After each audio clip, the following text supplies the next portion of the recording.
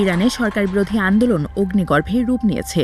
দেশব্যাপী চলমান বিক্ষোভ পা রেখেছে তৃতীয় সপ্তাহে। পরিস্থিতি যখন নিয়ন্ত্রণের বাইরে চলে যাচ্ছে, ঠিক তখনই নীরবতা ভাঙল ইরানের সেনাবাহিনী। সম্প্রতি এক বিবৃতিতে দেশটির সেনাবাহিনী কঠোর ভাষায় জানিয়েছে, ইসরায়েল ও সন্ত্রাসী গোষ্ঠী মিলে জননিরাপত্তা ভেঙে দেওয়ার ষড়যন্ত্র করছে।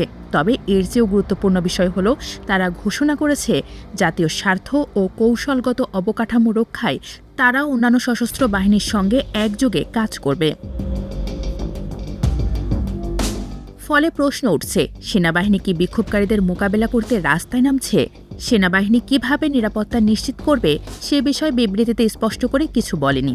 তবে তাদের ভূমিকা দেখতে ২০১৯ সালের নভেম্বরের ঘটনা দেখা যেতে পারে। সেই সময় সরকার জানিয়েছিল, সেনাবাহিনী মূলত পরিবহন ও লজিস্টিক সহায়তা দিয়েছিল। তৎকালীন স্বরাষ্ট্রমন্ত্রীর মতে, যখন পুলিশের জনবল সংকট দেখা দেয়, তখন সংবেদনশীল স্থাপনা রক্ষার দায়িত্ব সেনাবাহিনীকে দেওয়া হয়, যাতে পুলিশ সরাসরি বিক্ষোভ মোকাবেলা করতে পারে। তবে গণবিক্ষোভ দমাতে ইরানের সেনাবাহিনীরা সাধারণত রাস্তায় নামে না। ২০০৯ সালের উত্তাল বিক্ষোভ কিংবা ২০১৭ সালের বিক্ষোভেও সেনারা রাস্তায় নামেনি। তবে ২০২২ সালের বিক্ষোভে সেনা কমান্ডারদের সুর ছিল বেশ কঠোর। যদিও সেই সময় সেনাবাহিনী সরাসরি রাস্তায় নেমেছে এমন খবরও মেলেনি। ইরানের সংবিধানের ১৪৩ নম্বর অনুচ্ছেদে বলা আছে, সেনাবাহিনীর দায়িত্ব হল ইসলামী প্রজাতন্ত্রের স্বাধীনতা, ভৌগোলিক অখণ্ডতা ও শাসন ব্যবস্থা রক্ষা করা। সংবিধানের ১৫০ নম্বর অনুচ্ছেদে আরও বলা হয়েছে, বিপ্লবী গার্ড বাহিনীর দায়িত্ব হল বিপ্লব ও তার অর্জনসমূহ রক্ষা করা। যেহেতু সরকার বিক্ষোভকারীদের শাসন ব্যবস্থার শত্রু মনে করে, তাই শাসন ব্যবস্থা রক্ষার দোহাই দিয়ে সেনাবাহিনীকে ব্যবহার করা তাদের কাছে সম্পূর্ণ বৈধ হবে। ইরানের শীর্ষ সরকারি কর্মকর্তারা বরাবরই আনুষ্ঠানিক বক্তব্যে সেনাবাহিনীকে একটি সম্পূর্ণ বিশ্বাসযোগ্য বাহিনী বলছেন। কিন্তু বিশ্লেষকদের মতে, ইরান সেনাবাহিনীর ওপর পুরোপুরি আস্থা রাখতে পারছে না।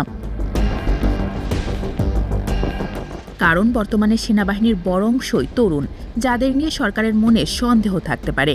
এছাড়া আগে প্রশিক্ষিত সেনা কমান্ডারের বেশিরভাগই অবসরপ্রাপ্ত। বর্তমানে তরুণ সেনা সদস্যদের ওপর সরকার আস্থা রাখতে পারছে না। তাদের চেয়ে বিপ্লবী গার্ড বা আইআরজিসির ওপর বেশি আস্থা রাখে। সরকারি প্রচারণাতেও আইআরজিসিকে সেনাবাহিনীর চেয়ে বেশি গুরুত্ব দেয় দেশটি। দেশটির বর্তমান সেনাবাহিনী মূলত সীমান্ত রক্ষার জন্য তৈরি। তারা শহরের ভেতরে বিক্ষোভ দমনে প্রশিক্ষিত নয়। ইরানের জনগণের চোখে আইআরজিসি বা বিপ্লবী গার্ড বিতর্কিত হলেও সেনাবাহিনী ততটা নয়। বাসিন্দাদের চোখে সেনাবাহিনীর ভাবমূর্তি এখনও তুলনামূলকভাবে ইতিবাচক। ফলে সেনাবাহিনী বিক্ষোভ দমাতে রাস্তায় নামলে সংঘাত বাড়ার ঝুঁকি থাকবে।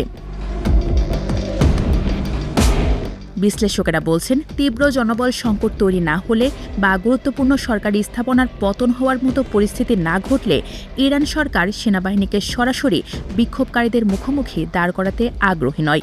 এটা হবে দেশটির সরকারের জন্য অত্যন্ত ঝুঁকিপূর্ণ একটি পদক্ষেপ।